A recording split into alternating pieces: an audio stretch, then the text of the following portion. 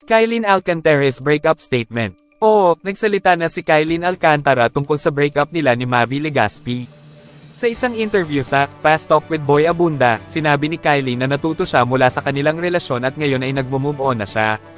Ayon sa kanya, bawat relasyon, maging ito man ay profesional, kaibigan, o romantiko, ay may mga aral na dala, mabuti man o masama. Dagdag pa niya, pinahahalagahan niya ang mga karanasang iyon dahil naging bahagi ito ng kanyang pagkatao ngayon. May mga usap-usapan din na si Kylene ay may bagong karelasyon ngayon, ang basketball player na si Kobe Paras, ngunit pinili niyang hindi kumpirmahin o itanggi ito. Ano ang dahilan ng kanilang breakup? Sa kanyang interview sa Fast Talk with Boy Abunda, hindi direktang sinabi ni Kylene Alcantara ang eksaktong dahilan ng kanilang breakup ni Mavi Legaspi. Ayon kay Kylene, natuto siya mula sa kanilang relasyon at pinahahalagahan niya ang mga karanasang iyon dahil naging bahagi ito ng kanyang pagkatao ngayon. May mga usap-usapan na posibleng may third party na sangkot, ngunit walang kumpirmasyon mula sa alinmang panig.